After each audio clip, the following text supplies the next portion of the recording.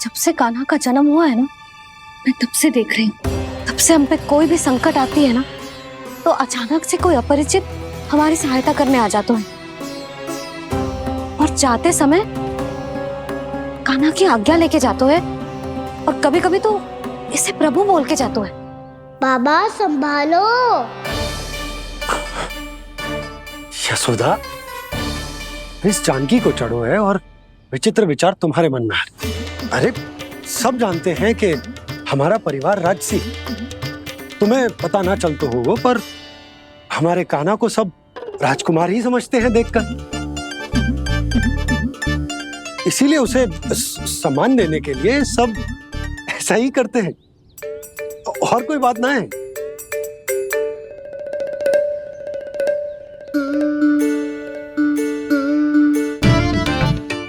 अब जे मेरे लल्ला को ऐसे क्यों घूर रहे हैं? बुरी दृष्टि लगाएंगे क्या? वैद्यराज जी, आपके सहायक तो गए, अब आप यहाँ क्यों? वो क्या है ना, मैं अपने रोगी का निरीक्षण करके पूरी तरह से संतुष्ट होकर ही जाता हूँ।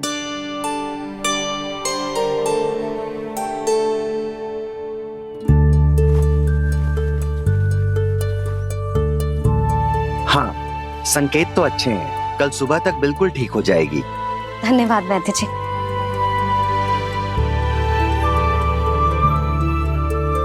बस तो फिर हम कल पकड़न पकड़ाई खेलेंगे जानकी।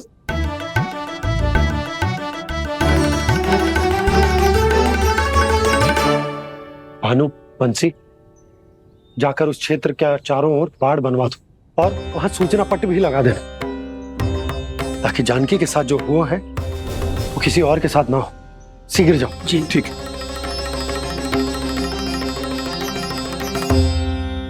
बाड़ और सूचना पट लगवाने से समस्या का समाधान नहीं होगा बाबा। निर्दोष पशु सूचना पट देख कर भी कुछ समझ नहीं पाएंगे।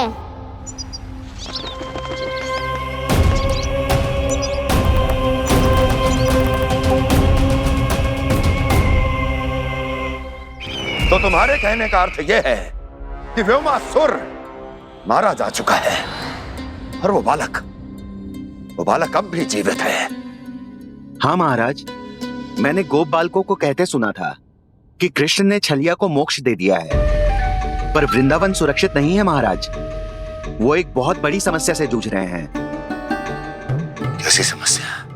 गांव के निकट क्षेत्र में किसी विषैले सर्प का निवास है। उसके विष का प्रभाव इतना भयानक है महाराज, जैसे विष ना हो, स्वयं हलाहल हो। मेरी कोई भी औषधि रोगी का उपचार नहीं कर पा रही थी। निकट के क्षेत्र में कहाँ है वो सर्प?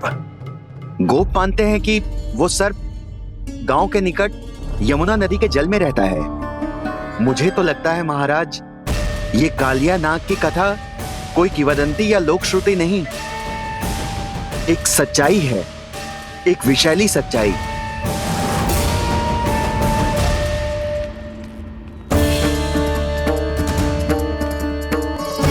कालिया का सामना करने का समय आ गया है, पर उससे पहले मुझे बुलाना होगा उन्हें।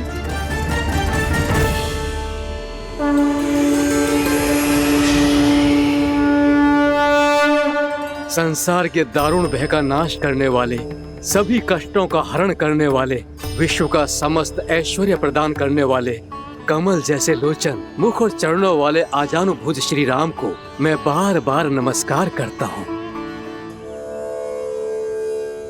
आपदामपहर्तारं दातारं सर्व संपदाम लोकाभिरामं श्री रामं भूयो भूयो नमाम्यहम्। कागभूसोंडी कागभूसोंडी कागभूसोंडी। प्रभु क्षमा करें, मुझे जाना होगा।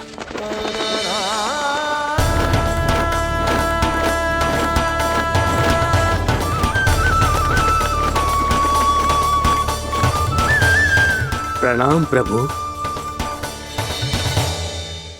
अनेक बार मैं आपके दर्शनों के लिए आया प्रभु। कभी नंद भवन के झरोखों से आपके दर्शन करके चला जाता था, तो कभी दूर किसी वृक्ष की आड़ से आपको निहार लिया करता था। आज आपने स्वयं मुझे बुलाकर धन्य कर दिया प्रभु।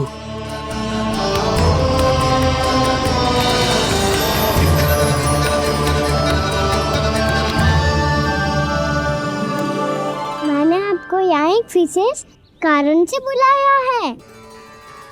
आपके श्राप से इस कालिया नाग को मुक्त करने का समय आ गया है। ये तो बहुत ही उत्तम समाचार है प्रभु। इतने वर्ष बीत गए, मुझे आज भी स्मरण है वो दिन जब मैंने उन्हें श्राप दिया था। अपने क्रोध पर नियंत्रण खोकर बहुत बड़ी भूल कर दी थी मैंने प्रभु। बीती हुई घटनाओं पर दुखी होके कोई लाभ नहीं है। हमें भविष्य की ओर देखना होगा।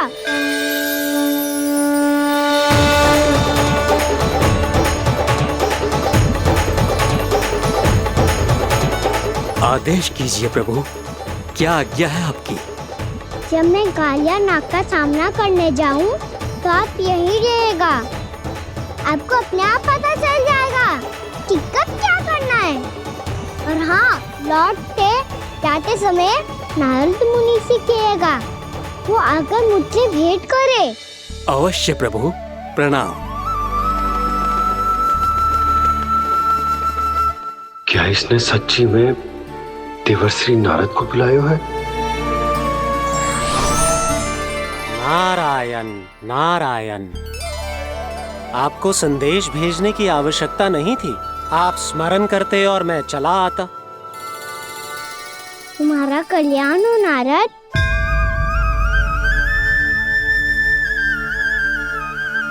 मैंने तुम्हें एक विशेष कार्य के लिए बुलाया है। आज्ञा दीजिए प्रभु। तुम्हें एक बार फिर कंस से भेंट करनी होगी।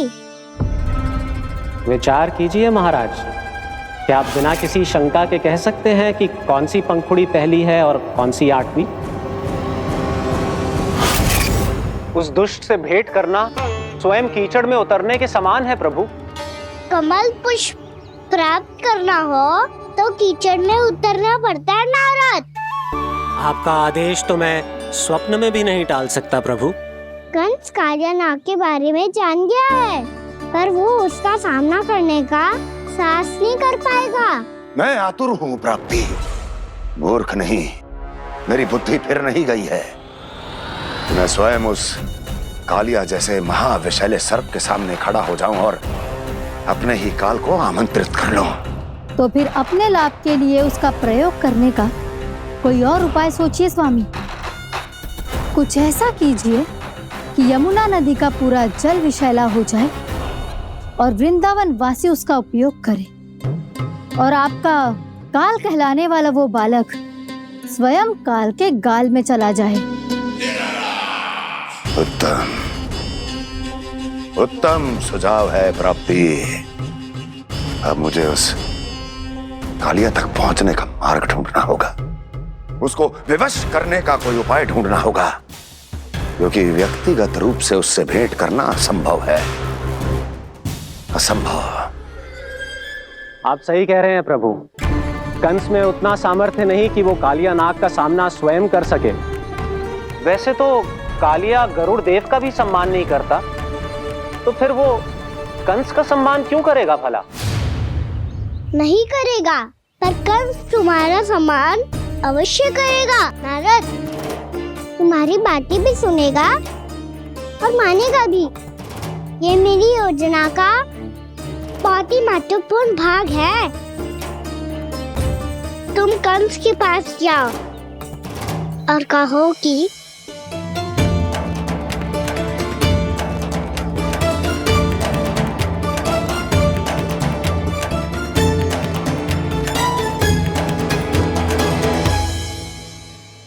संतान अपने माता पिता को तीर्थ का सौभाग्य दिलाती, और मेरा लल्ला कितना महान कि उसने हमारे घर को ही तीर्थ बना दिया।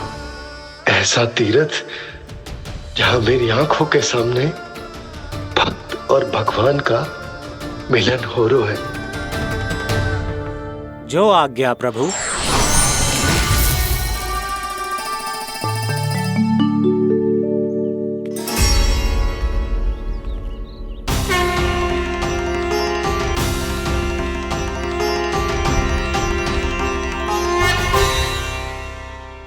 बाबा कान्हा, ये सब क्या चल रहा है? पहले काक भुसुंडी जी और फिर जे नारद जी। क्या योजना बना रहे हो तुम? कान्हा, बता ना लल्ला, क्या सोच रहे तू? कान्हा देख, अगर तुझे अपने बाबा को ना बताना हो ना, तो अपने भक्त को बता दे। क्या सोच रहे हो लल्ला? क्या करने वाले हो आप?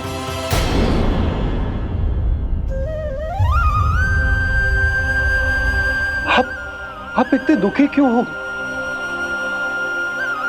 कान्हा, कान्हा, क्या होगा? क्योंकि मुझे आभास हो गया है बाबा, समय आने वाला है। कौन सा समय आने वाला है लल्ला? इसीलिए सब कुछ बदलने वाला है। भैया को मेरा सत्य पता चल जाएगा बाबा।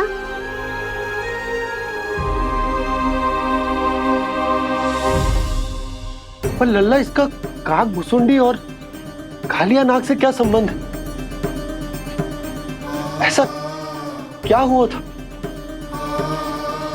और क्या होने वाला है?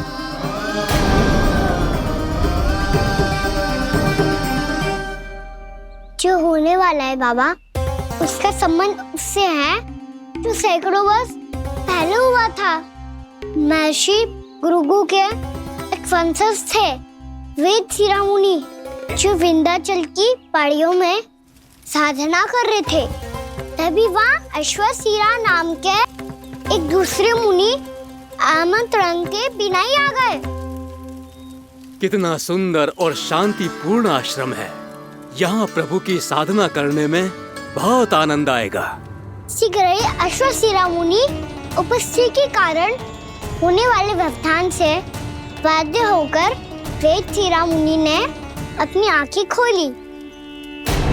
कौन हो तुम और यहाँ क्या कर रहे हो? आपके आश्रम में बहुत शांति है मुनिवर। साधना करने के लिए बहुत ही उत्तम स्थान है ये। मैं चाहता हूँ कि मैं भी यहाँ। आप यहाँ साधना करना चाहते हैं, लेकिन इतना भी नहीं जानते कि किसी के आश्रम में प्रवेश करने से पहले उसकी आज्ञा लेनी चाहिए। आप ये भी नहीं जानते कि यदि कोई यज्ञ कर रहा हो तो बिना अनुमति के वहाँ प्रवेश करने से उसकी यज्ञ साधना भंग हो सकती है। आप क्या साधना करेंगे मुनि? आप तो साधना के योग्य ही नहीं हैं। इतना अपमान! एक मुनि के मुख से इतने कड़वे शब्द शोभा नहीं देते। मैं तुम्हें श्राप देता हूँ, जितनी विषैली तुम्हारी जिह्वा है उतने ही विषैले सर्प बन जाओ तुम। और ऐसा सर्प जो सांस भी ले तो निकट का वातावरण दूषित हो जाए। तुम्हारे इस दुस्साहस के लिए मैं तुम्हें श्राप देता हूँ कि तुम अभी इसी क्षण कौवा बन जाओ, और ऐसा कौवा जो कांव कांव करके अनर्गल प्रलाप करता रहे।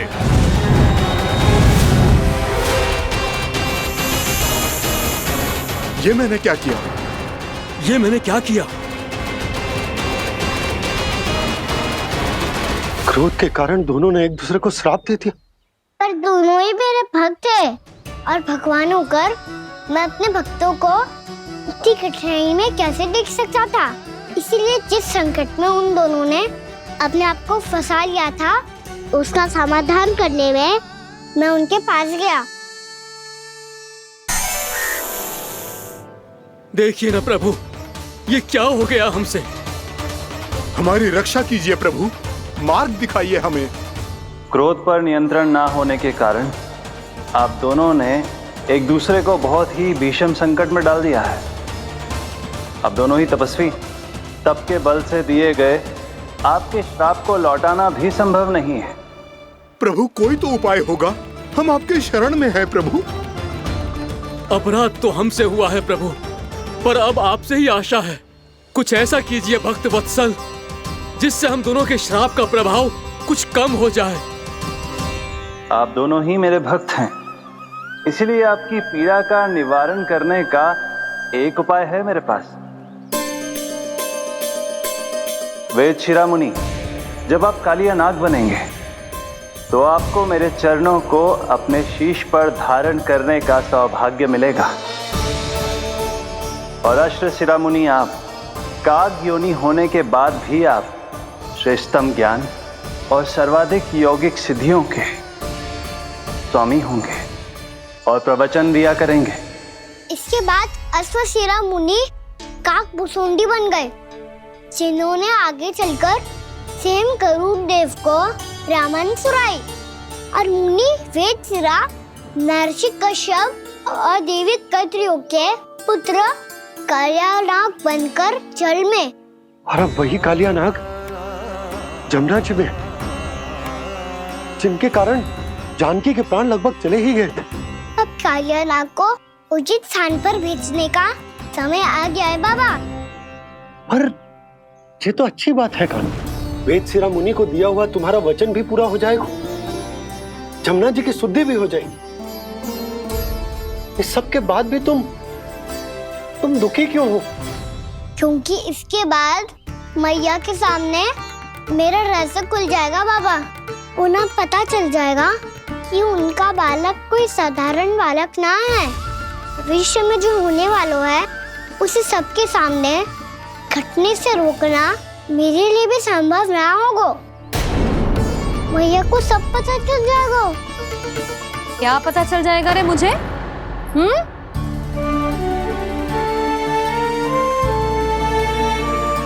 यही कि सबसे अधिक प्रेम मैं आपसे ही करता हूँ। अब बस भी कर, चलो भोजन के लिए बुलाने आई थी तुम दोनों को। भूखा थोड़े ना रहने दूंगी अपने लल्ला को, मेरा लल्ला दुर्बल हो जाएगा ना।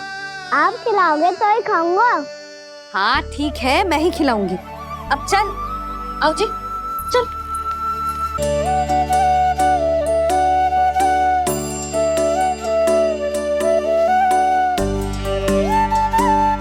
मैया खेलो ना मेरे साथ। मैया सुनो ना,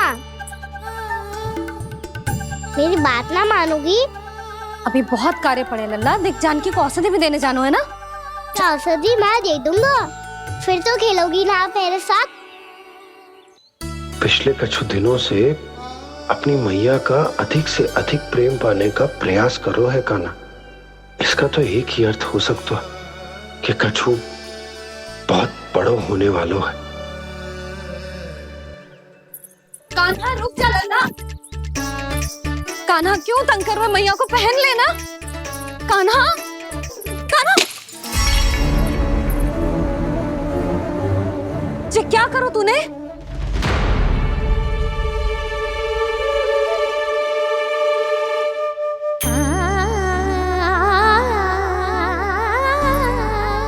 अच्छा ठीक है, अब मुंह लटकाने की आवश्यकता ना है। ये ले।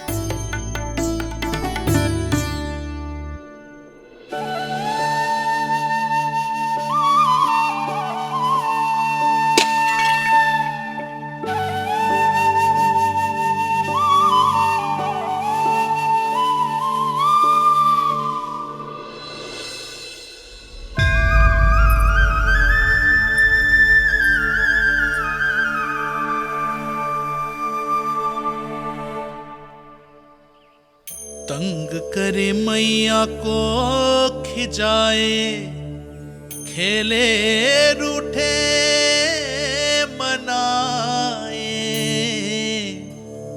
लीला अनोखी करके शरारत, कान्हा दंड भी पाए।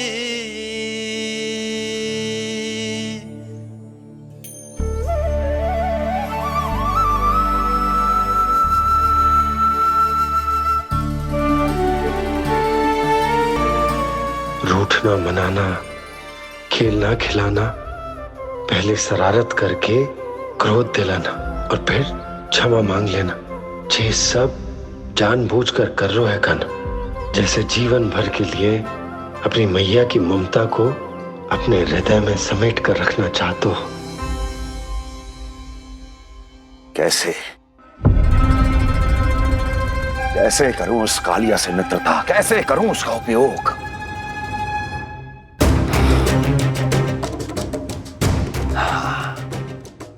उस पर आक्रमण कर देता और उसे किसी ना किसी तरह से यह विश्वास दिला देता हूं कि यह आक्रमण उस विष्णु अवतार ने किया है।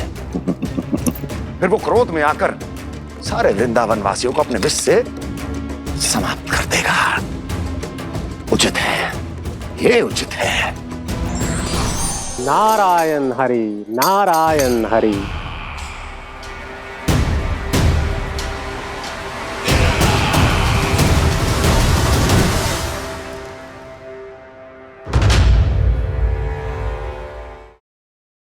यशोमती मैया के नंद लाला।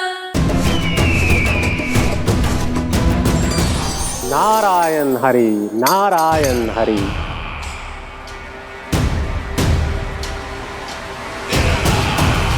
प्रणाम देवर्षि। किस योजना में कितना लाभ है और कितनी हानि, यह आंकलन करते करते थक गए होंगे मथुरा नरेश। देवर्षि, आज मेरा ध्यान कैसे आ गया आपको? आप तो सदैव ही मेरे ध्यान में रहते हैं महाराज कंस। सत्य तो यह है कि मथुरा में जो भी हो रहा है मुझसे छिपा हुआ नहीं है। मैं जानता हूं कि आप किसी भी असुर को वृंदावन क्यों ना भेजें, और वो असुर कितना भी शक्तिशाली क्यों ना हो, कृष्ण का सामना नहीं कर पाता। या तो पराजय स्वीकार करके आपके पास लौट आता है, या तो फिर वीर गति को प्राप्त हो जाता है।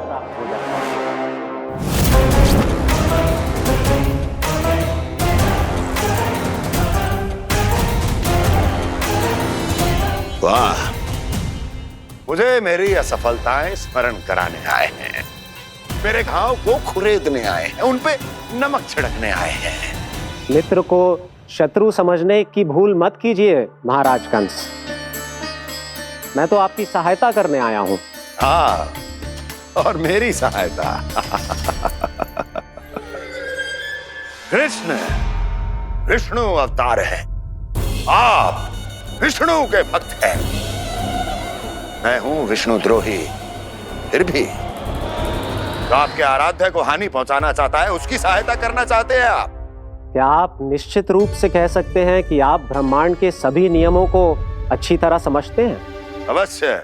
आपके लिए बस इतना ही जानना पर्याप्त होगा कि मैं जो कुछ भी कर रहा हूं उसके लिए मेरे व्यक्तिगत कारण हैं। मैं तो बस आपके हित में पिछली बार की तरह एक सुझाव लेके आया था, पर यदि आप मेरा सुझाव सुनना भी नहीं चाहते तो आपकी इच्छा।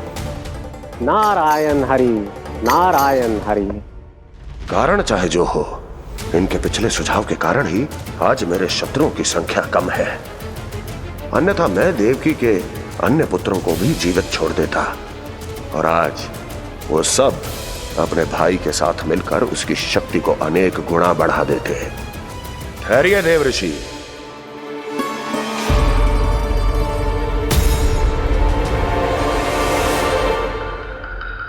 बताइए, क्या सुझाव है आपके पास? मेरे सुझाव का नाम है कालिया नाग।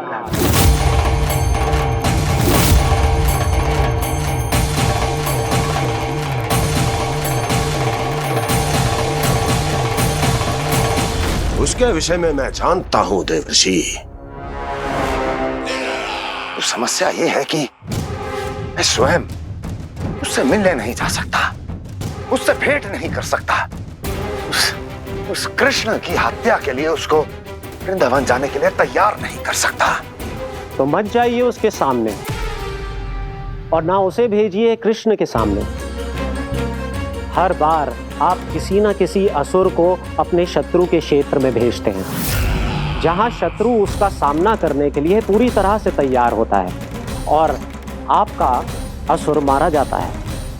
इस बार शत्रु को युद्ध स्थल चुनने का अवसर मत दीजिए महाराज। इस बार योजना का जाल ऐसे बुनिए कि कृष्ण स्वयं उसके पास जाने के लिए विवश हो जाए। कालिया नाग स्वयं काल है, मृत्यु का दूसरा नाम है। उसके विष का उपयोग अपने लाभ के लिए कीजिए महाराज। वैसे कालिया के विष की अधिकता का अनुमान तो होगा ही आपको।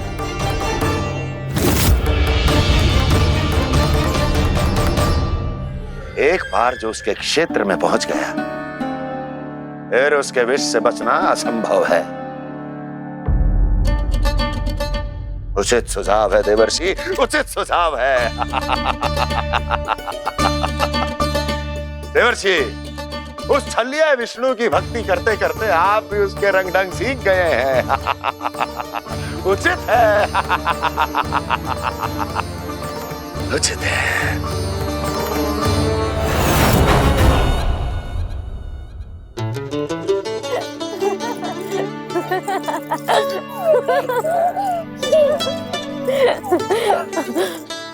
बस बस, बहुत आनंद ले लियो लल्ला। बस अब दूध पी ले। ठहर ठहर, गर्म है। जी ले पी।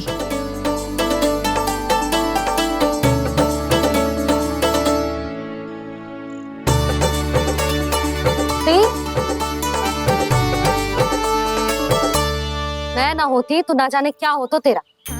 अपने आप दूध भी ना पी सकते है, भावना कहीं का। आपकी इस प्रेम के लिए तो मैं धरती पे आया हूँ मैया।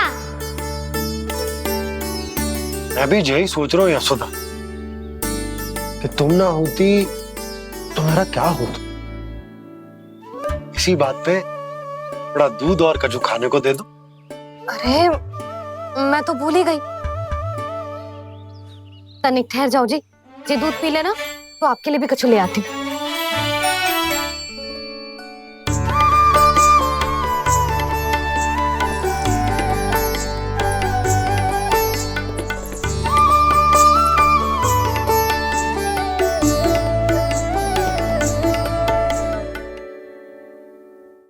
प्रणाम महाराज।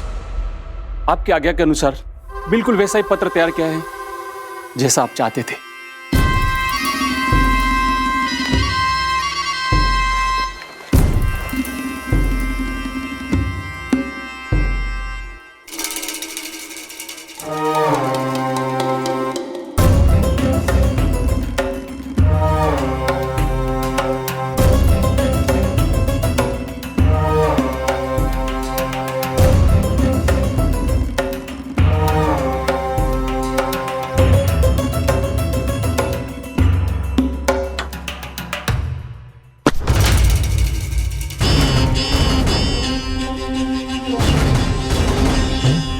कृष्ण जन्म से लेकर आज तक ये मेरी सबसे महत्वपूर्ण योजना है। इसका सफल होना निश्चित है दूत, किंतु केवल वही करना जैसा मैंने कहा है। जाओ।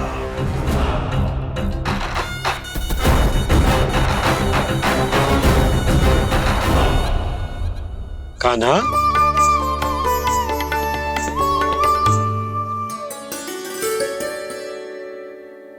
क्या होगा? बाबा मैं चाहता हूँ कि मैया की ममता क्रिस्टल फ्रेम की वर्षा मुझ पे सरते ऐसे होते रहे। वो तो होती रहेगी लल्ला। अपने लल्ला के लिए किसी मैया का प्रेम कभी कम हो सकता है भला? नंदराज, वो मथुरा से एक दूत आयो है महाराज कंस का राजपत्र लेके।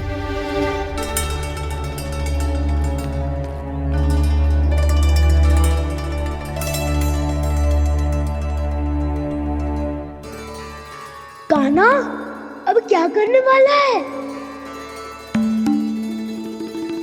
तेरे बाबा कहाँ गए? हाँ? कंस मामा का खेल आरंभ हो गया है, पर मैया वो सब सुनेगी तो व्यर्थ चिंतित हो जाएगी। बस थोड़ा बाहर गया मैया, कछु खा लिये से। बाहर इस समय? मैया क्या होगा? मैया देखो ना, पीठ पे कुछ हो रहा है। मेरा हाथ ना पकड़ो, आप करो ना। यहाँ? क्षमा करना मैया, पर अभी बाबा को ही संभालने दो ये सब। कहिए, क्या संदेश लाए हैं आप? नहीं नंदराज नहीं। महाराज कंस का आदेश है कि ये संदेश सभी गांव वालों के साथ ही पढ़ा जाए। ठीक है, मैं गांव वालों के सामने पढ़ दूंगा, पर मुझे तो दीजिए पढ़ने के लिए। महाराज की आज्ञा का पालन करना आपके लिए भी आवश्यक है नंदराज। सभी गांव वासियों की सभा बुलाइए। बंसी, सभी गांव वालों की सभा बुलाओ। राजपत्र में ऐसा क्या संदेश भेजो है कंस ने? अब मेरे पत्र को पढ़कर सब भौचक के रह जाएंगे। और वो कृष्ण, उस कृष्ण के पांव के नीचे से तो भूमि खिसक जाएगी, आकाश फट पड़ेगा, बिजलियां गिर जाएंगी।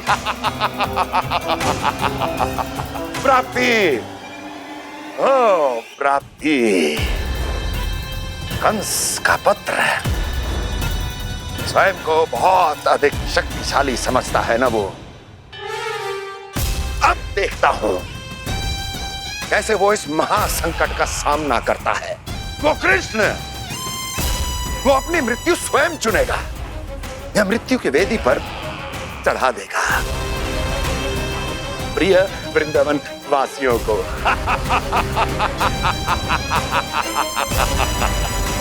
अब आएगा आनंद प्राप्ति, अब आएगा आनंद। सबको इकट्ठा करवा के ही पढ़वाएगो। अवश्य ही कोई विशेष संदेश दिया होगा कंस ने।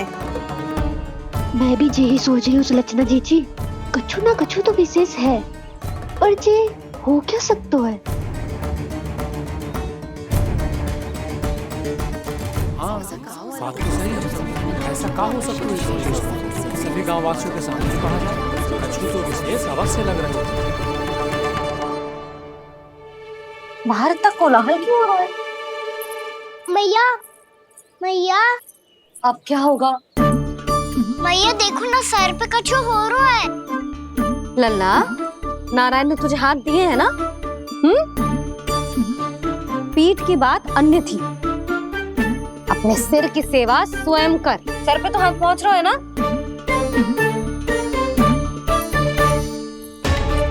मैया सुनो ना, मैया देखो ना, तीव्र कर कछु हो रहा है। मैया देखो ना, तीव्र कछु हो रहा है।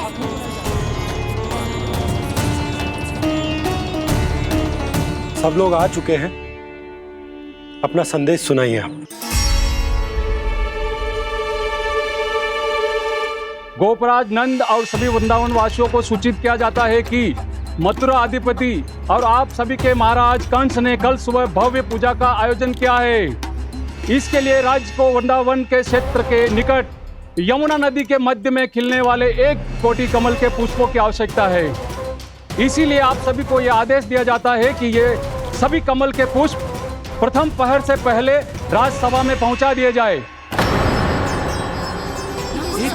इतने सारे पुष्प, वो भी प्रथम पहर से पहले कैसे हो सकते हैं? यदि आप ऐसा करने में असफल रहे तो इसे राज आज्ञा का उल्लंघन माना जाएगा और राजद्रोह के आरोप में आप सभी को कड़े से कड़ा दंड दिया जाएगा। स्मरण रहे, यदि कल की पूजा में इन 1 कोटि कमल के पुष्पों का ना पहुंचने के कारण कोई व्यवधान आया तो समस्त वृंदावन वासियों को दोषी माना जाएगा और पूरे गांव को निवासियों सहित धूल में मिला दिया जाएगा। कल प्रथम पहर तक का ही समय है आप सबके पास।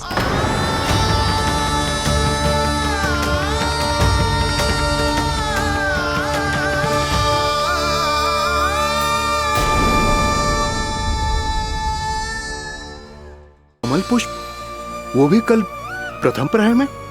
ऐसे कैसे संभव है? और कोई साधारण पुष्प ना, यमुना नदी के मध्य खिलने वाले विशेष कमल के फूल चाहिए उन्हें। लेकिन यमुना नदी में तो कालिया नाग ने विष घोल के रखा है, तो फिर कैसे हो पाएगा? जी असंभव है। हमारी मृत्यु का संदेश भेजा राजा कंस ने। सदैव की भांति इस समस्या पर भी गांव के बड़े ही विचार करेंगे। बालकों का यहाँ होना उचित ना है।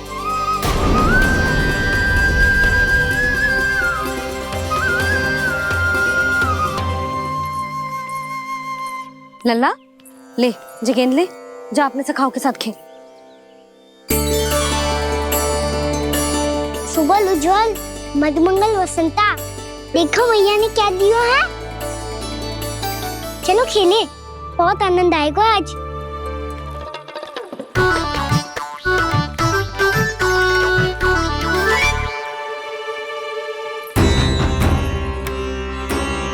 भानु, बंसी, जाओ और शीघ्र ही वो घेरे का कार्य समाप्त करो।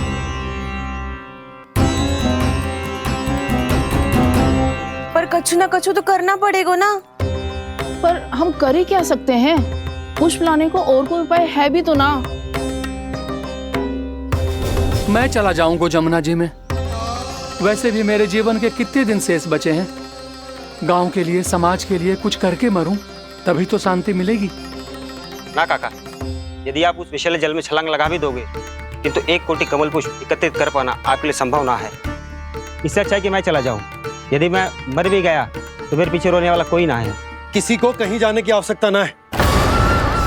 गोप नरेश होने के नाते ये मेरा कर्तव्य है कि मैं आप सबकी रक्षा करूं। नंदराज, आपको जाना है तो जाओ। हरिया, काका, भैया सब चले जाओ। लेकिन आपको पता है वहाँ का जल कितना विषैला है। आप लोग एक क्षण भी जीवित नहीं रह पाओगे। फिर कैसे इकट्ठा करेंगे 1 कोटि कमल पुष्प? आप बात तो सही कह रही हैं शांति। उस दुष्ट कंस ने ऐसी मांग रख के हम सबको फंसा दी। हम में से कोई भी क्यों ना चला जाए और इस संकट का समाधान ना निकले को। कान्हा, बताना कौन सा खेल खेलें? गेंद पकड़ खेलते हैं। पर एक बात सुन लो सब, कोई भी तीव्र गति से ना फेंकेगा गेंद को। भैया ने फ्रेम बनाई है मेरे लिए। सब तैयार हो? हाँ।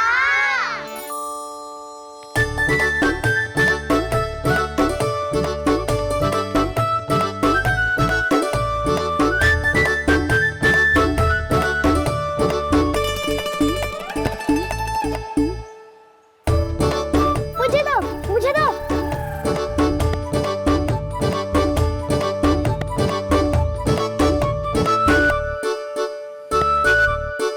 मुझे दो, मुझे दो।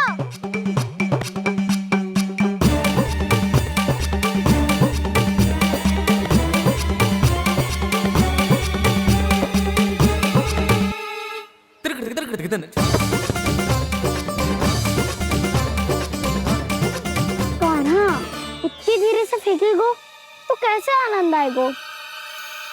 थोड़ा बल लगा के फेंक।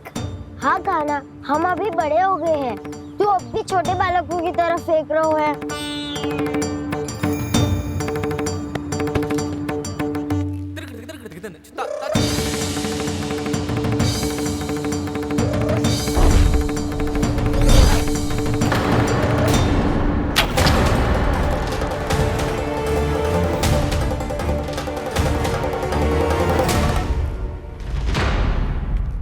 दीदी जी क्या करो कान्हा?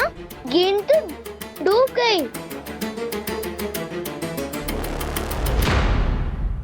अच्छा, तो ये सब इसकी योजना का भाग था ताकि ये कालिया का सामना कर पाए। तुम सबने तो कही थी तीव्र गति से फेंको, देखो फेंकवा दी ना मेरी गेम। मुझसे नदी में। अब मुझे जाके लानी पड़ेगी। रुक जा कान्हा, रुक जा कान्हा। जी क्या बोल रहे थे कान्हा? इसमें तो बहुत संकट है।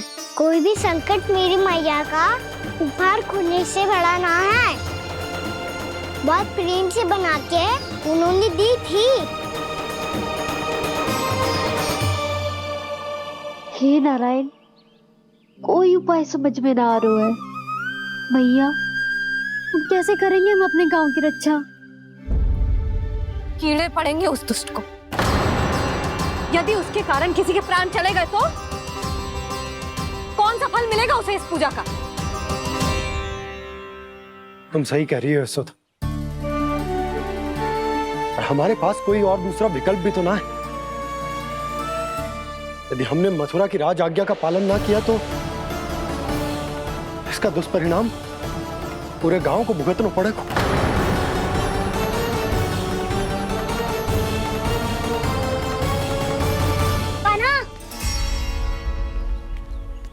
हमें पता है कि तो भगवान है, दिव्य है, बहुत शक्ति है तुझ में।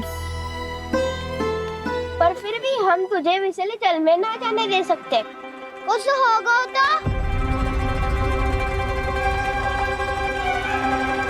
तुम सब इतनी हट कर रहे हो तो ठीक है, ना जाऊंगा। गेंद कहाँ गिरी है, कितनी दूर गई है, ये तो देख लूं, ताकि उसे बाहर निकालने का कोई उपाय ढूंढ पाऊं।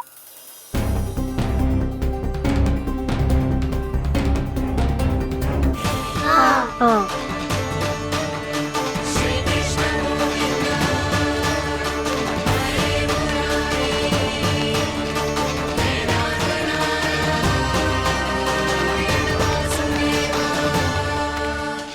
कान्हा की ये लीला तो समझ ही नहीं आ रही। पहले इसने देवर्षि नारद को मथुरा जाकर कंस को भड़काने के लिए कहा, फिर स्वयं ही दुखी भी हो गया कि अब इसका रहस्य सबके सामने खुल जाएगा। और अभी स्वयं ही तो इसने कहा था कि गेंद बहुत महत्वपूर्ण है, फिर स्वयं ही उसे नदी के विषैले जल में फेंक दिया।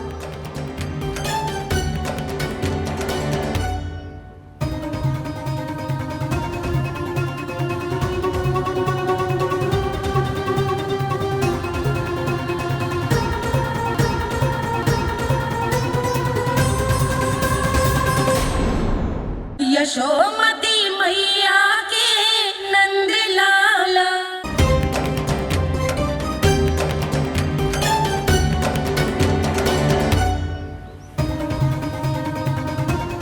कान्हा तू ऊपर क्यों चढ़ रहा है? अरे ऊंचाई से देखूंगा तभी तो गेंद दिखेगी।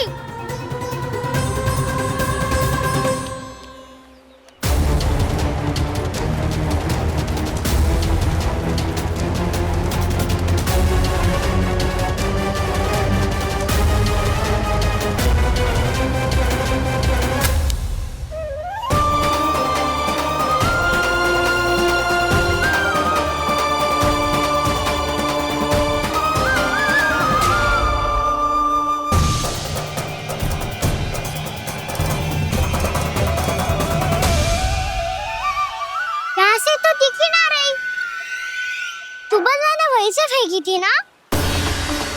ना वहाँ से फेंकी थी। कहाँ से? नहीं ना वहाँ से। समझ ना आ रहा, ठीक बताना कहाँ से फेंकी थी?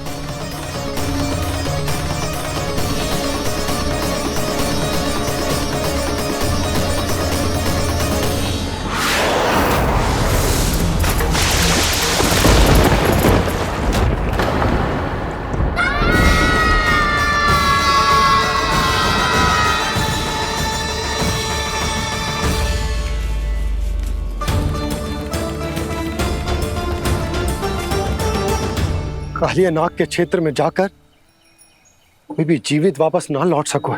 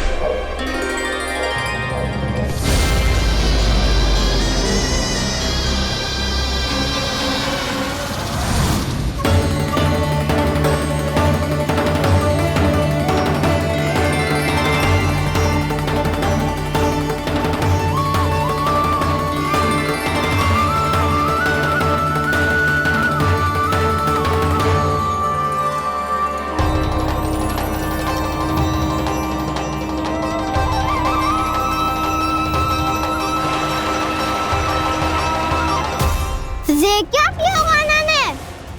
कालिया नाग तो उसे देखते ही निकल जाएगा।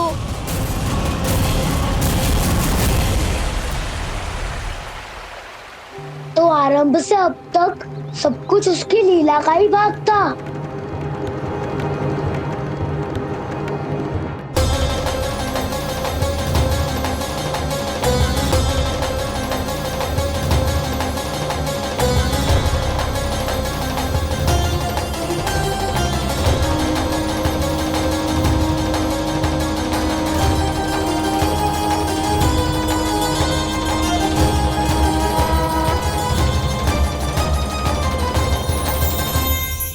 इतना सुंदर रूप, मन मोहने वाली मुस्कान, अद्भुत तेज और भगवान जैसी दिव्यता।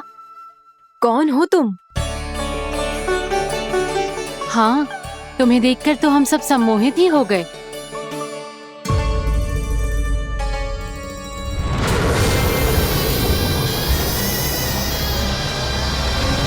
तुम जो भी हो बालक, वापस लौट जाओ। हमारा हृदय तुम्हें ही देखते रहना चाहता है, किंतु यदि हमारे पति जाग गए तो तुम्हें अवश्य हानि पहुंचाएंगे। ये बहुत विषैले है बालक, कालकोट जैसे भयानक। इनके विष से तुम नहीं बच सकोगे। नंदराज, कालिया नाग के विष का प्रभाव बढ़ते ही जा रहा है। पहले 8 कोस तक उसके विष का प्रभाव था, अब तो 1 योजन से अधिक क्षेत्र में फैलो है। जल पीने के प्रयास से अनेक पशु मारे गए हैं और नदी के निकट के वृक्ष और वनस्पति सब नष्ट होने लगे।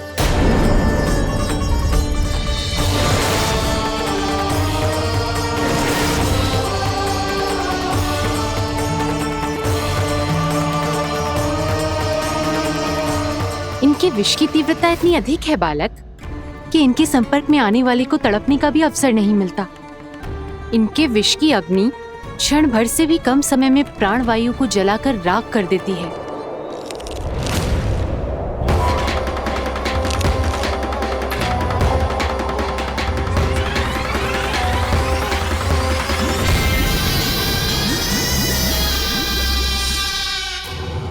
तब तो समस्या और भी गंभीर हो जाएगी। मैंने तो सुनो है कि कालिया नाग कम से कम 2 योजन लंबा है, सैकड़ों फन है उसके।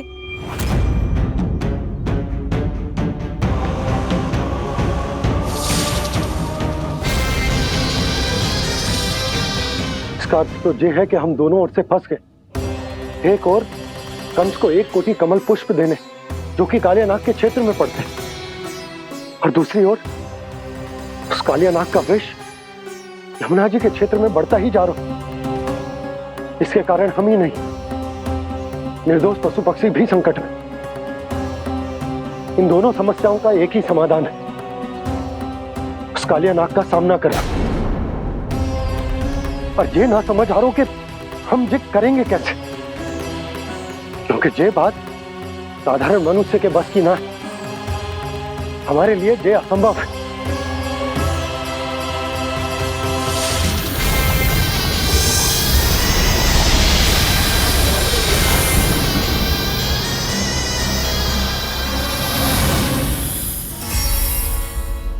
अब तो तुमने अपनी आंखों से भी देख लिया बालक, ये कितने विषैले हैं। नींद में भी विष उगलते हैं। इससे पहले कि तुम्हें कुछ हो जाए, चले जाओ यहाँ से, मान लो हमारी बात। आप सब मुझे जानती भी नहीं और फिर भी मेरी इतनी चिंता कर रही हैं आप। माँ की ममता भेदभाव नहीं जानती। तुम भी किसी के पुत्र हो और हम सब भी माँ हैं। एक माँ को हर बालक में अपनी ही संतान दिखाई देती है, इसलिए हम तुमसे विनती करते हैं, वापस चले जाओ, बचा लो अपने प्राण। मेरी चिंता मत कीजिए, मुझे कुछ नहीं होगा। होगा, अनर्थ होगा यदि ये उठ गए तो।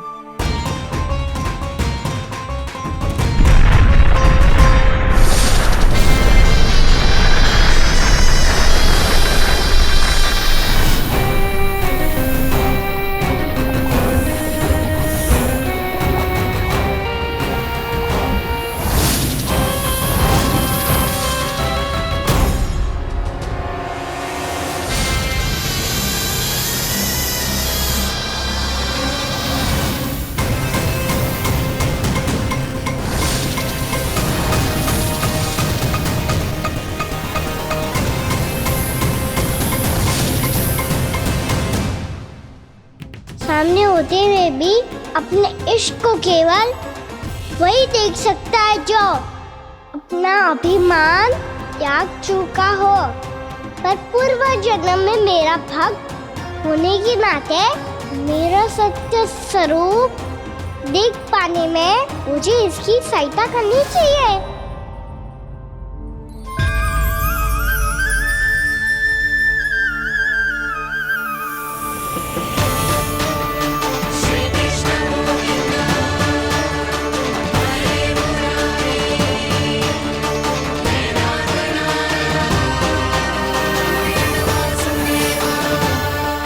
देखो हमारा छोटा सा कान्हा कैसे डट के खड़ा हुआ है, इतने विशालकाय, इतने महाभयंकर सबके सामने।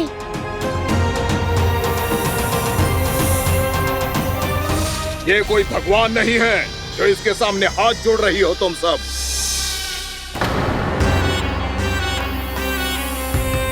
एक सामान्य साधारण बालक है ये, जो ये तक नहीं जानता कि इसके सामने है इसका काल, कालिया। तू कौन है बालक? मेरे इतने निकट आकर भी तू जीवित कैसे है? मेरी नहीं, अपनी चिंता करो कालिया।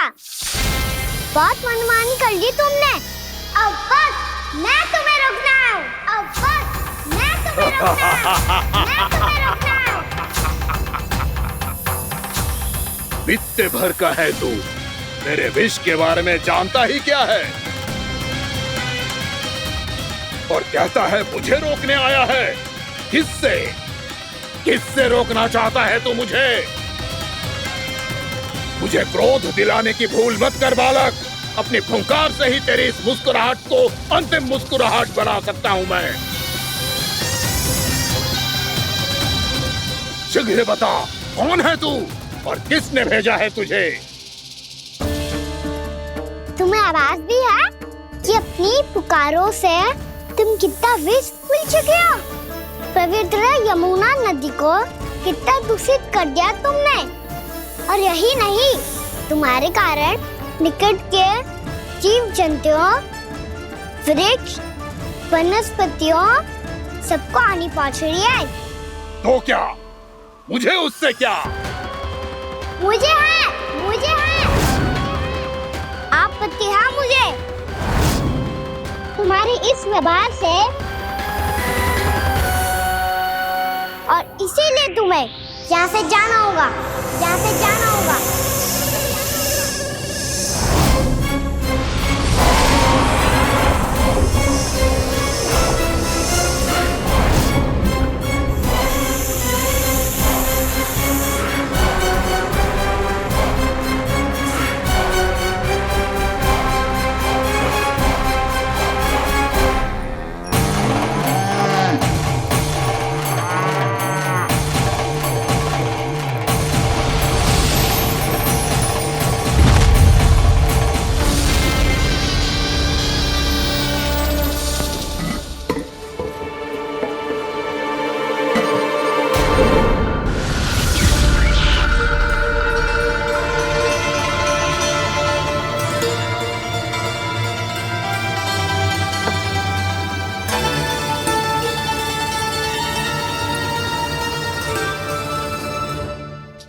मुझे आदेश देने का साहस भी कैसे किया तूने? इस क्षेत्र को मैंने अपना राज्य बनाया है, मेरा परिवार रहता है यहाँ, और तू मुझे यहाँ से जाने के लिए कह रहा है? हाँ, क्योंकि तुम्हारे यहाँ रहने के कारण अन्य जीवों को हानि हो रही है, और मैं ऐसा नहीं होने दे सकता। मैं तो बस वही कर रहा हूँ जो एक सर्प का स्वभाव है। विष फैलाना स्वाभाविक है मेरे लिए, इसलिए मुझे चुनौती मत दे बालक। चुनौती तो मैं दे चुका हूँ कालिया। अब तो बस तुम्हें स्वीकार करनी है।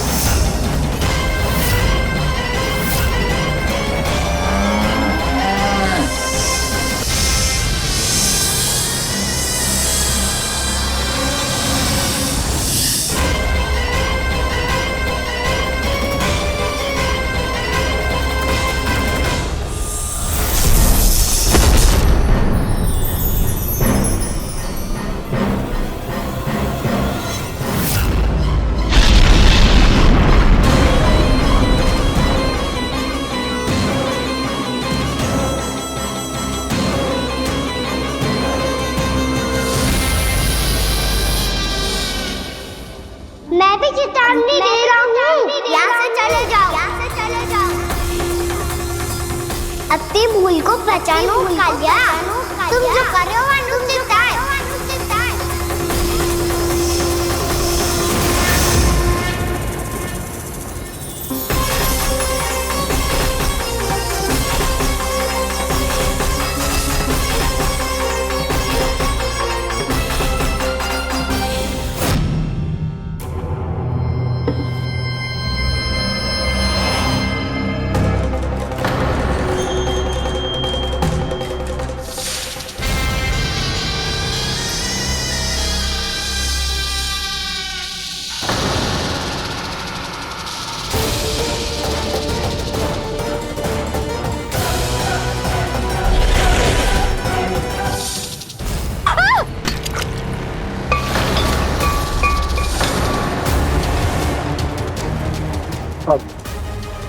मैं आता हूँ।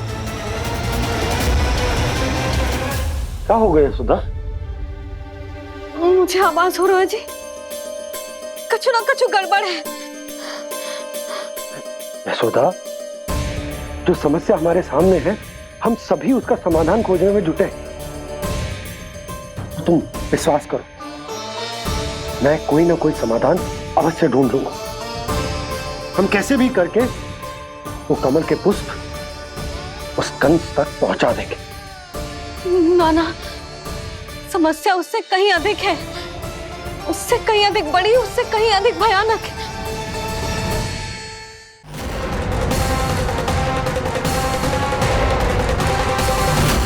विस्की ये बूंद से ही सबके प्राण चले जाते हैं।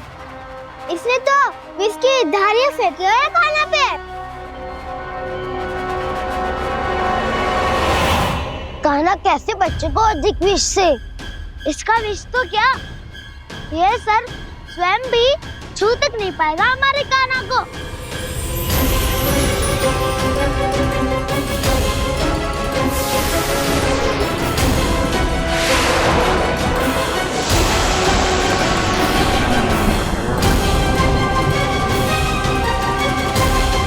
तुम्हारे सखा को, मेरे भाई को कोई हानि नहीं पहुंचा पाएगा। ये कान्हा का सत्य चाहे जो हो बलराम, पर अभी तो जो एक बालक ही है ना। देखो कैसे विष के कारण स्थिर हो गया है।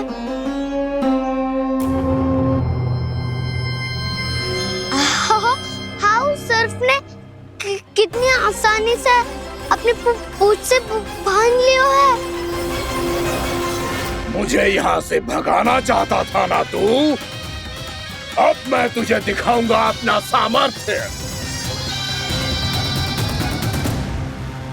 ये मूर्ख किसे बांधना चाहता है अपनी पूंछ में?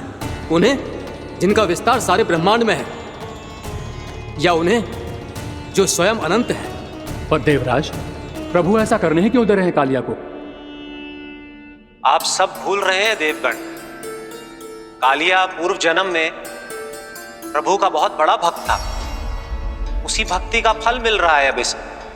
वैसे भी भक्तों के मन का भाव सबल हो तो भगवान तो सहज ही बंध जाते हैं।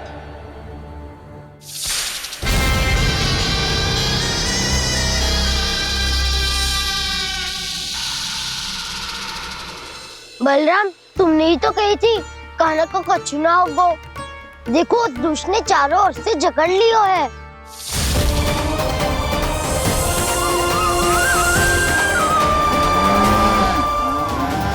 ये क्या कह रही हो तुम? सुधा जी, क्या हुआ? घबरा क्यों रही हो आप?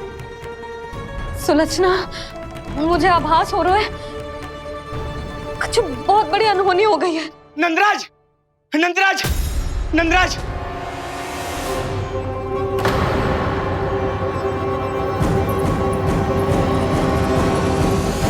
नंदराज, कान्हा ने जमुना नदी में छलांग लगा दी है। कान्हा ने जमुना नदी में छलांग लगा दी है। कान्हा ने जमुना नदी में छलांग लगा दी है। कान्हा जमुना में कूद गया है। मुझे लगा था आज कछु गड़बड़ होने वाली है। मुझे आज कान्हा को ना जाने देना चाहिए था।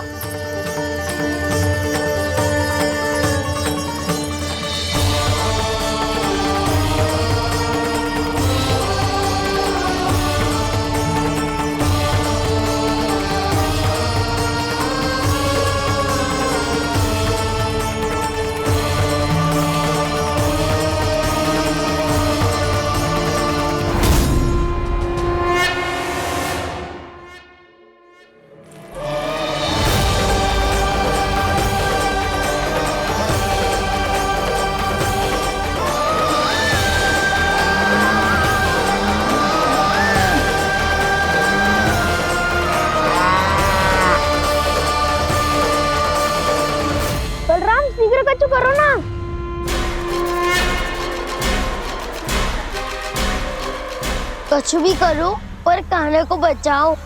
नाग बहुत भयंकर है, कान्हा अकेले ना संभाल पाएगा इसे।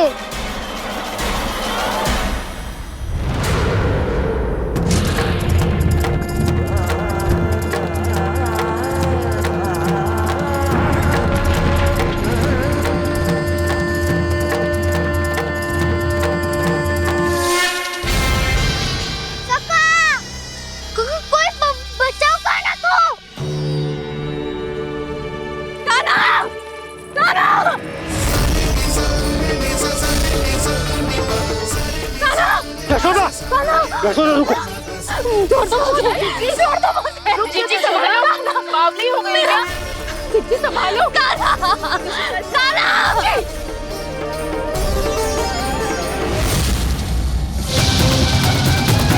यशोमती मैया के नंद लाला।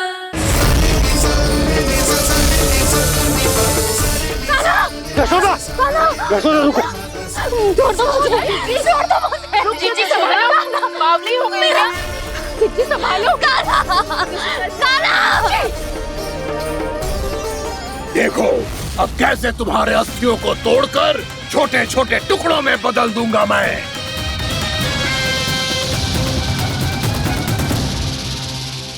जी आप जाओगी तो आप भी फंस जाओगी। अपने लल्ला के लिए मैं किसी भी संकट का सामना करने के लिए तैयार हूँ। छोड़ो ना यशोदा, हमें कोई और उपाय खोजना पड़ेगा। कोई और उपाय? आप देख ना रही मेरा कान्हा किस दशा में है। कान्हा मैया के वश में नहीं है, नहीं तो ये अपने लल्ला के लिए साक्षात काल का भी सामना कर ले। ये तो केवल कालिया नाग है। हे नागराज, आप मेरे प्राण ले लो पर कान्हा को छोड़ दो। ना नागराज, आप मेरे प्राण ले लो, मैं विरोध भी ना करूंगी। ना नागराज, आप मुझे मार दो पर मेरे कान्हा को छोड़ दो। ना ना ना ना नागराज, मेरे प्राण ले लो, हमारे कान्हा से क्या शत्रुता है आपकी? प्रभु के लिए जो प्रेम यशोदा मैया के हृदय में है, वही इन सभी गोपियों के हृदय में भी है।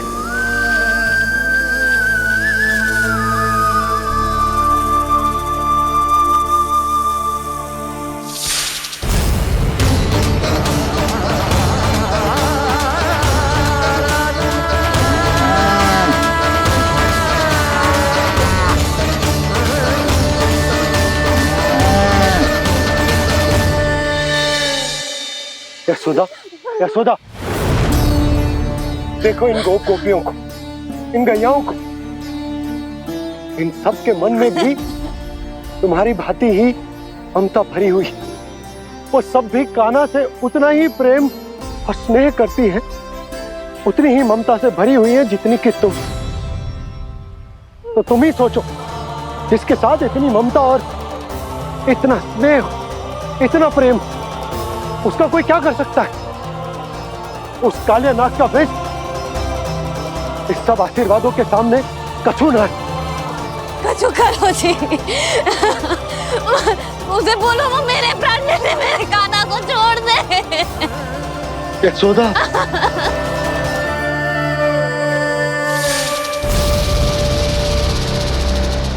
केवल इन्हीं में नहीं देवराज, नाग पत्नियों के हृदय में भी ममता का वही प्रेम उमड़ रहा है। देखिए। मैं आपके हाथ जोड़ती हूँ स्वामी, इस बालक को छोड़ दीजिए। ये अवश्य ही कोई दिव्य आत्मा है स्वामी।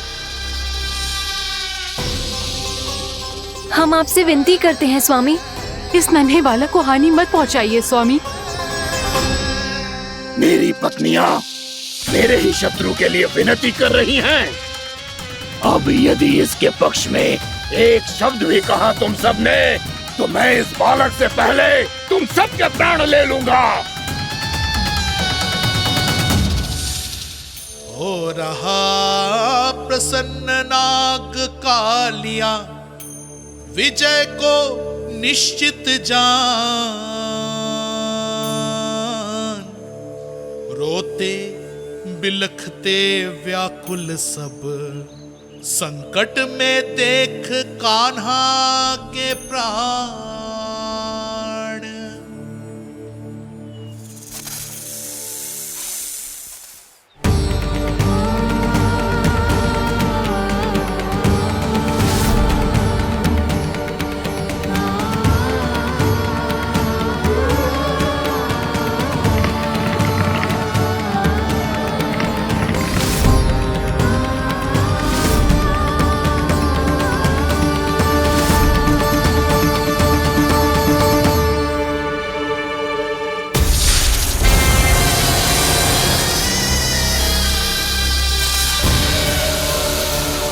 कुछ करो जी, मेरे लल्ला को बचा लो, कोई तो कुछ करो।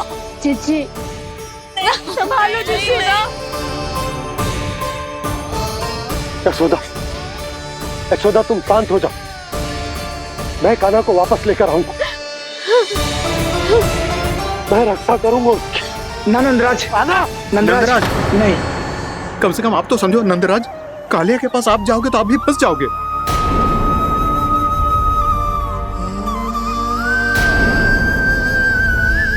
बलराम, तेरा भाई इतनी भीषण संकट में है और तुझे जरा भी दुख ना हो रहा? क्या आप सब अब तक नहीं समझ पाए कि कान्हा सच में कौन है? छोटे बाबा, आप तो उसका सत्य जानते हैं ना?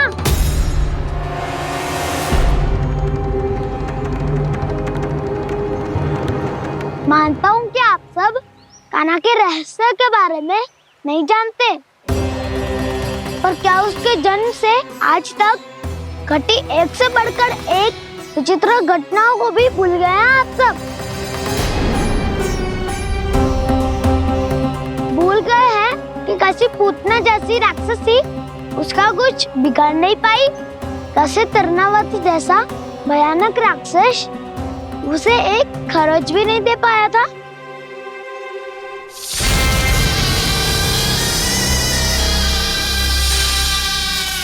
आप सबने अपनी आंखों से देखा था ना, बकासुर से कान्हा की रक्षा करने देवता स्वयं आए थे, पर सत्य तो ये है कि वह सभी देवता भी उस असुर के सामने असमर्थ हो गए थे। तब कान्हा ने बहुत ही आसानी से उस भयंकर असुर का वध किया था, एक ही बार में धराशायी कर दिया था उसे। तो आप सभी सोचिए, बार बार ऐसे असाधारण कार्य करने वाला बालक साधारण कैसे हो सकता है? अब तो आरंभ से ही सारा सत्य जानते हैं छोटे बाबा। रहस्य छुपाने में सदैव कान्हा की सहायता करते आए हैं आप, और आज आप स्वयं ही उसके सत्य को भूल रहे हैं। और तुम सब भी तो जानते हो कान्हा की शक्तियों के बारे में, तो क्या तनिक भी विश्वास न आया अपने सखा पे? बलराम, जे तू क्या कह रहे है? मैंने जो कहा उसका एक एक शब्द सत्य है छोटी माँ।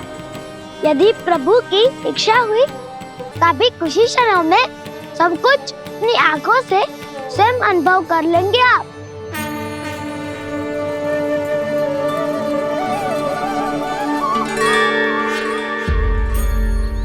शांताकारं भुजगशयनं पद्मनाभं सुरेशं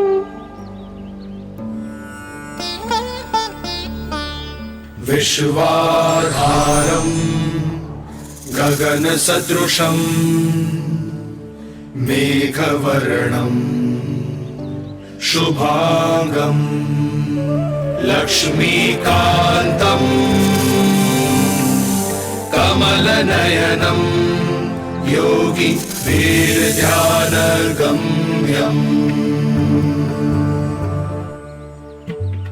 वन्दे विष्णुं भवभयहरं सर्वलोकैकनाथम्।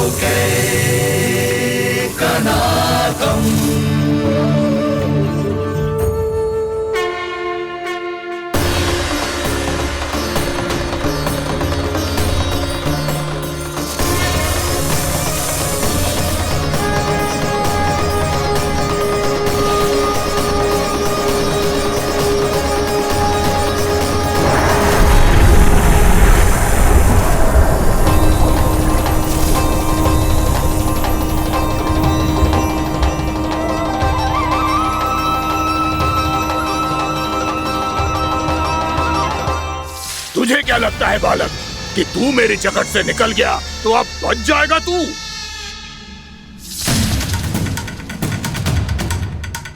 मेरे विष से अपनी प्राण रक्षा करने में सफल रहा, मेरी जगत से भी छूट गया, पर मेरे दंश से नहीं बच पाएगा।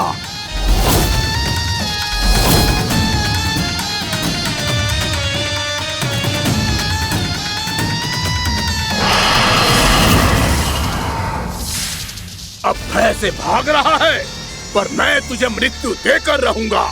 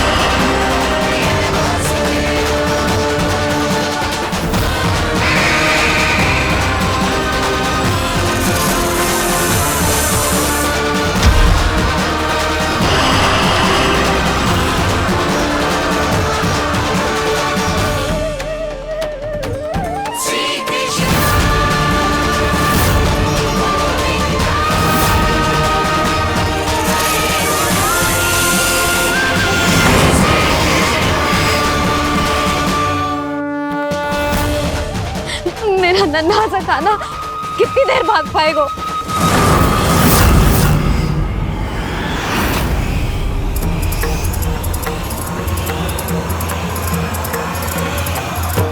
और कितनी प्रतीक्षा करोगे मेरी भक्त कालिया?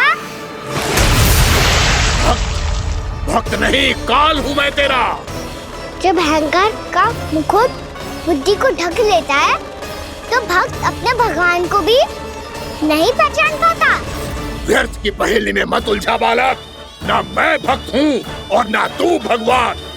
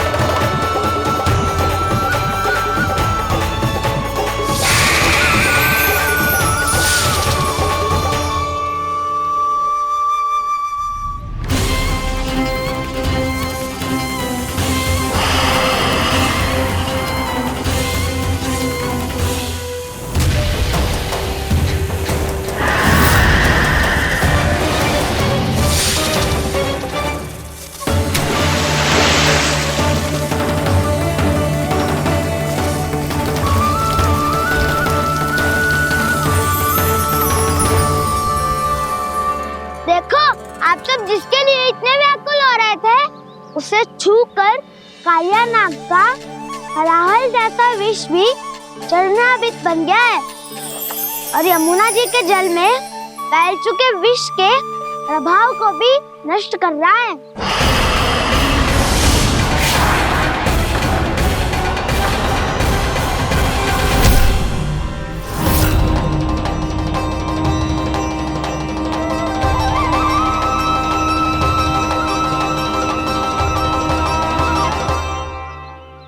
धर्म रक्षक, अधर्म विनाशक प्रभु श्री कृष्ण का कौशल सचमुच अद्वितीय है। नारायण नारायण।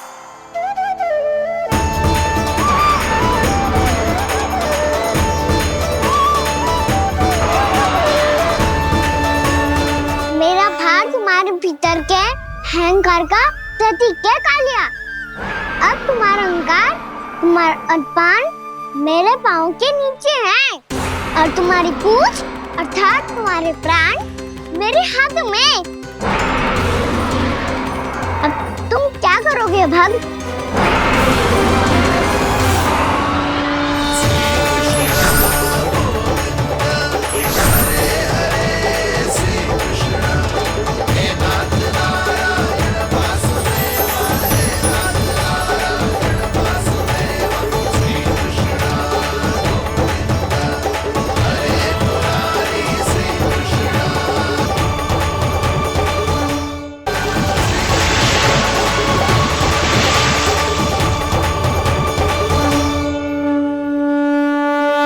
प्रभु, भले ये आपको पहचानने में असमर्थ हो, पर हम सब ने आपको पहचान लिया है।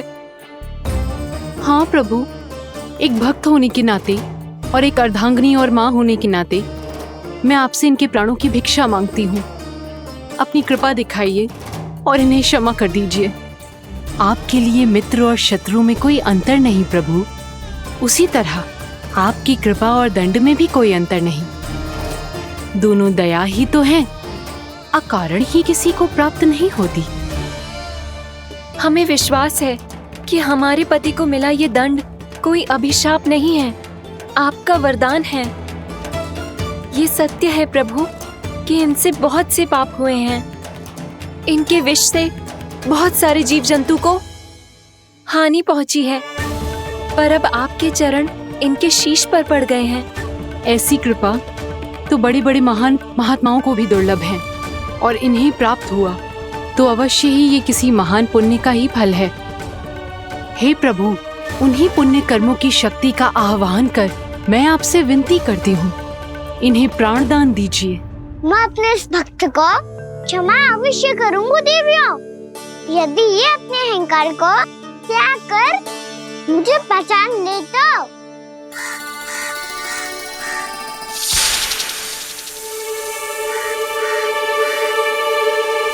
मैं तुम्हें श्राप देता हूँ, जितनी विषैली तुम्हारी जिह्वा है उतने ही विषैले सर्प बन जाओ तुम।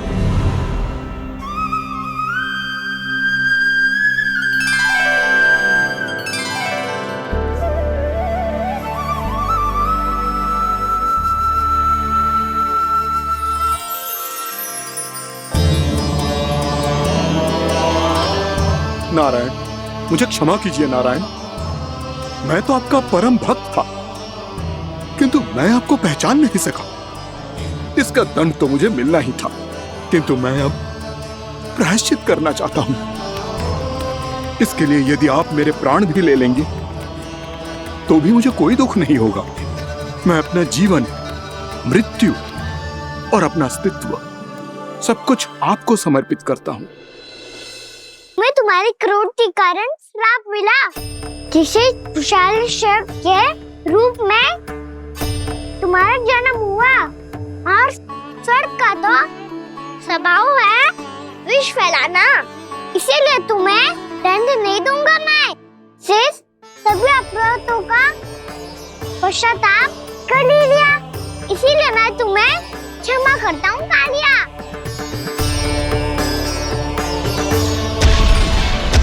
पर तुम्हें यहाँ से दूर समुद्र के बीच जाकर रहना होगा, जहाँ किसी निर्दोष का जीवन तुम्हारे विष से प्रभावित ना हो। मैं चाहकर भी आपकी इस आज्ञा का पालन नहीं कर सकता। मैं असमर्थ हूँ प्रभु, क्योंकि यदि मैं इस क्षेत्र को छोड़कर गया तो मेरी मृत्यु निश्चित है। आपसे क्या छुपा है प्रभु? आप तो जानते हैं कि सर्प जाति और आपके वाहन गरुड़ के बीच अनंत शत्रुता चल रही है, जिसका प्रारंभ नागों के द्वीप नागालय से हुआ था। उस द्वीप पर छोटे जीवों को निगल जाने के लिए सर्प थे, और गरुड़ को सर्पों का स्वाद बहुत प्रिय था, इसलिए वो बार बार नागद्वीप जाने लगा था। पर इस कारण पूरी सर्प जाति उससे आतंकित हो गई थी। इसलिए जब भी गरुड़ वहां पहुंचता तो सभी सर्प छिप कांपने लगते। जब गरुड़ को इसका आभास हुआ तो उसे बड़ा क्रोध आया और वो उत्तेजना में भरकर सर्पों का शिकार करने लगा। भूख ना होने पर भी उन्हें मारने लगा। अब सर्पों के प्राण हरना उसके लिए खेल बन गया था। इस भीषण समस्या का समाधान ढूंढने के लिए पूरी सर्प जाति महान सर्प वासुकी के सामने इकट्ठी हुई। हे महान वासुकी, हमारी सहायता कीजिए। नागद्वीप पर गरुड़ ने आतंक मचा दिया है। पहले तो वो हमें अपना भोजन बनाता था, लेकिन अब हम उसके खेल का साधन बन चुके हैं। भूख हो या ना हो, जब तब आकर वो हमारे प्राण हर लेता है। अनुचित हिंसा के इस प्रथा का आरंभ सर्पों ने ही किया है। पहले आप सबने पूरे द्वीप पर अधिकार कर लिया, फिर आहार के साथ साथ आनंद के लिए भी आप सभी ने निर्दोष जीवों की हत्या की। और जब सृष्टि का संतुलन बनाए रखने के लिए गरुड़ आपको अपना आहार बनाने आया, तो आप सब अपने प्राणों की रक्षा के लिए छिपने लगे। तो फिर गरुड़ का उत्तेजित होना तो स्वाभाविक ही था। नागनाथ, जो हमने अन्य जीवों के साथ किया वही अब हमारे साथ हो रहा है, परंतु ये भी तो सृष्टि के संतुलन के विरुद्ध ही है ना? अवश्य है, इसलिए मैं गरुड़ से चर्चा करूंगा। धन्यवाद प्रभु।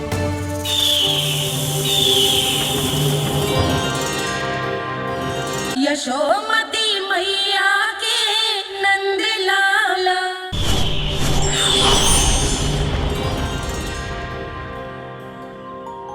श्री नारायण के वाहन पक्षीराज गरुड़, मैं संपूर्ण सर्प जाति की ओर से आपसे एक निवेदन करने आया हूँ। कहिए, क्या कहना चाहते हैं आप? हे पक्षीराज, यदि आप हम पर ऐसे ही आक्रमण करते रहे तो शीघ्र ही हमारी प्रजाति समाप्त हो जाएगी।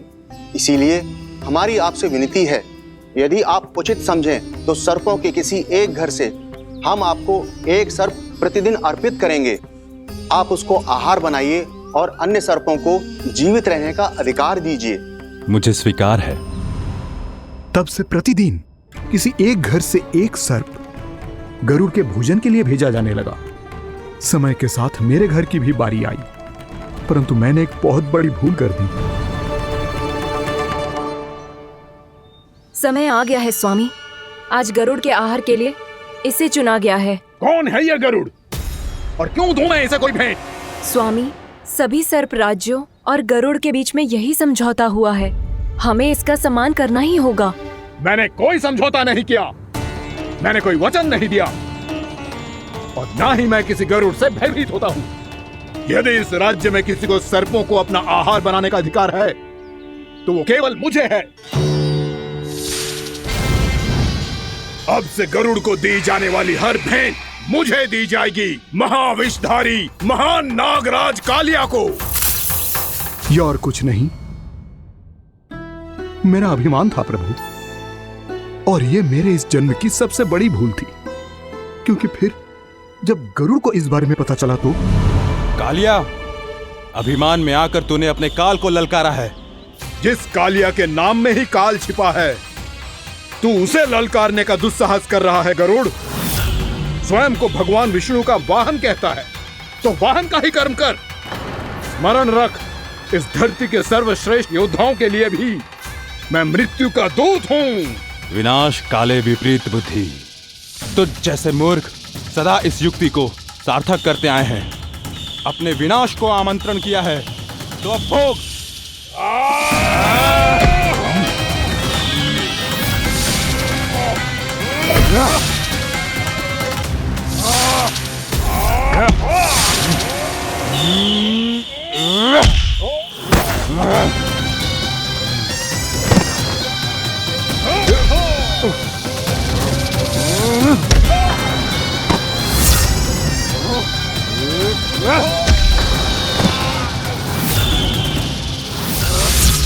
जिसने मेरा भोजन चुराने की धृष्टता की है वो इसी योग्य है। तू मुझे जानता नहीं है गरुड़, मैं महाविषधारी नाग कालिया हूँ। तेरा इतना दुस्साहस कि तूने मुझ पर चरण से प्रहार किया।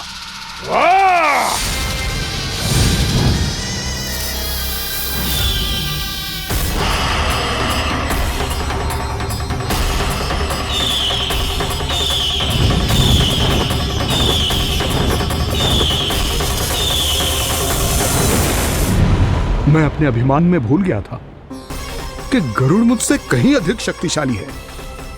इसलिए अपने प्राणों की रक्षा करने के लिए मैं एक स्थान से दूसरे स्थान भागने लगा। नदियां, पर्वत, यहां तक कि मैंने सागर भी लांघ डाला, पर मैं जहां भी जाता गरुड़ के रूप में मेरा काल वहीं आ जाता। इसीलिए मृत्यु की आशंका से भयभीत होकर मैं अपने बड़े भाई मां कद्रु के प्रथम पुत्र अनंत शेषनाग से राय लेने चला गया। भैया, मैं यहां आपसे आपकी सहायता लेने आया हूं। मेरी एक छोटी सी भूल के कारण यह गरुड़ मेरा पीछा कर रहा है। मुझे हर समय हर स्थान पे ढूंढते रहता है। यदि उसने मुझे ढूंढ लिया तो वो निश्चित ही मेरे प्राण ले लेगा। मुझे कोई ऐसा स्थान बताइए जहां मैं अपनी पत्नी और अपनी संतानों के साथ शांति से रह सकूं। तुम यमुना नदी के किनारे वृंदावन क्षेत्र में जाके वास करो कालिया। गरुड़ वहां प्रवेश नहीं कर सकता, क्योंकि उसे ऋषि सोबरी का श्राप मिला हुआ है।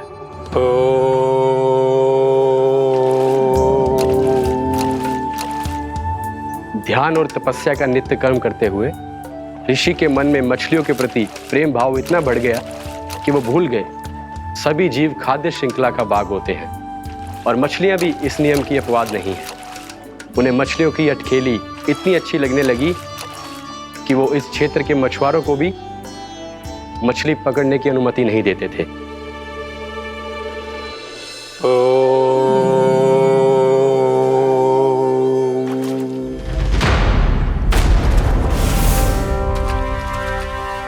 उस दिन वो उस पक्षी को नहीं रोक पाए, पर तब से सावधान रहने लगे। यहां तक कि अपने साधना से भी अधिक ध्यान वो पक्षियों पर केंद्रित करने लगे। ठहरो! इसी क्षण अपनी चोंच में पकड़ी इस मछली को छोड़ दो। तुम्हें इन मछलियों का आहार नहीं करना चाहिए पक्षीराज। ये तो खाद्य श्रृंखला का नियम है ऋषिवर। यदि मैं इनका आहार नहीं करूंगा तो कोई और पक्षी कर लेगा। मैं अपने आनंद या प्रतिशोध के लिए इनके प्राण नहीं ले रहा। ये तो बस मेरा भोजन है। पर यह मेरा तपस्या स्थल है। तुम यहाँ शिकार करके मेरी साधना में विघ्न नहीं डाल सकते पक्षीराज। यदि आपकी यही इच्छा है तो मैं आज के बाद यहाँ नहीं आऊंगा।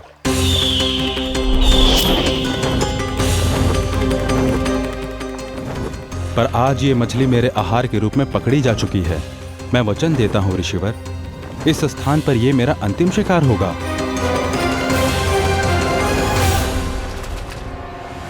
आज के बाद यदि तुमने वृंदावन की निकट उड़ान भी भरी तो तुम सैकड़ों टुकड़ों में फटकर मारे जाओगे पक्षीराज। ये मेरा श्राप है।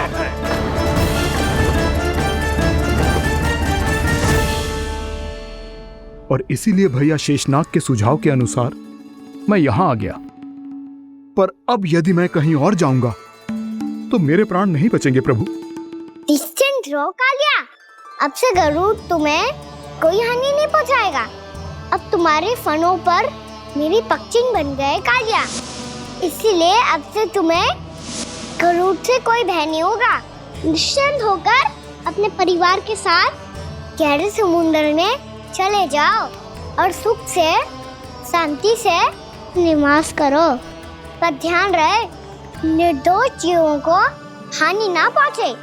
आपने मुझे जीवन दान दे दिया प्रभु। इस उपकार से मैं कृतज्ञ हूँ प्रभु। आदेश दीजिए, मैं आपकी सेवा कैसे करूं? तुम्हारे जल क्षेत्र से 1 कोटि कमल पुष्पों को लेने की अनुमति दे दो कालिया। यह मेरी सेवा होगी। प्रभु, ये तो मेरा सौभाग्य होगा।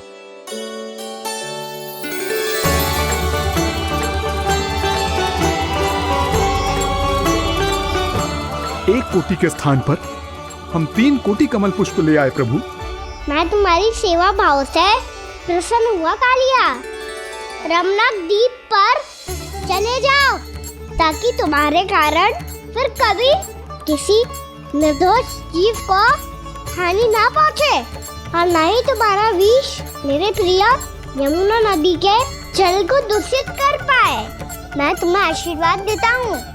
आज यहाँ मेरे द्वारा तुम्हें दिए गए इस आदेश का स्मरण जो भी भक्त करेगा और प्रातः काल और संध्या काल में इसका उच्चारण करेगा, उसे फिर कभी किसी संकट से कोई भय नहीं होगा। ये स्थान अब से कालिया कुंड के नाम से जाना जाएगा। यहाँ पर स्नान करने वाला और देवताओं को इस क्षेत्र से जल का अधर देकर प्रसन्न करने वाला भक्त यदि मेरा स्मरण करके पास रखेगा तो वो अपने सभी पापों से शीघ्र ही मुक्त हो जाएगा।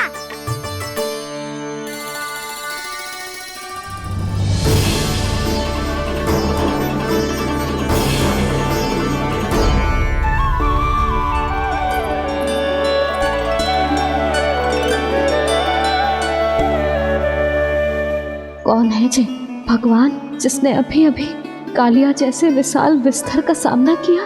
क्या एक साधारण बालक जो शीत की अधिकता से ठिठुर रहा है? क्या करूं? मैं लल्ला को ममता के आंचल में छुपा लूं या भक्त बनकर प्रभु की लीला देखती रहूं? क्या करूं मैं? कितना ठंडा था जल, बहुत सर्दी लग रही है। सर्दी से तड़पते हुए कैसे देखूं इसे? अभी जाके अपने पल्लू से सुखाती हूँ, हृदय से लगा के स्नेह की आंच दूंगी तो सर्दी पल भर में छूमंतर हो जाएगी।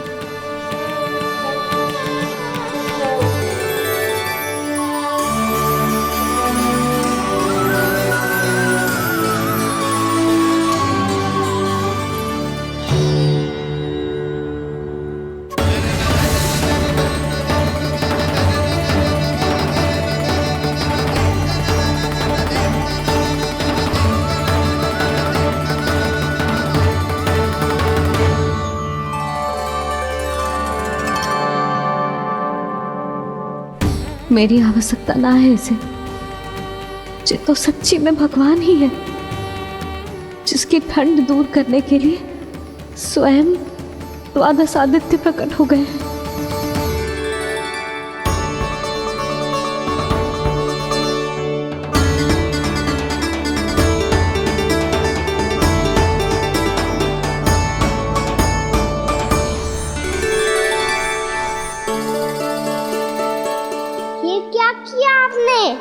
मैया मुझे अपने हृदय से लगाने वाली थी कि आप सब प्रकट हो गए।